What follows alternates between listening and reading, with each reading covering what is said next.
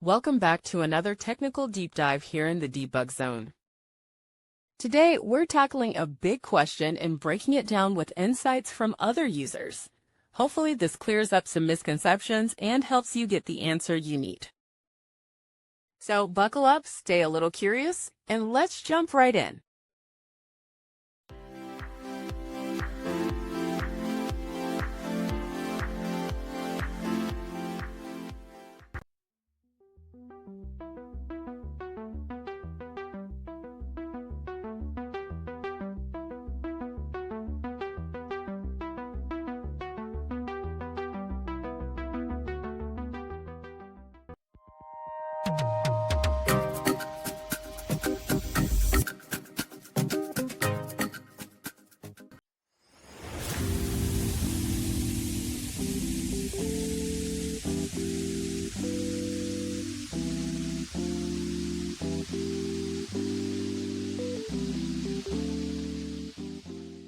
And that's a wrap.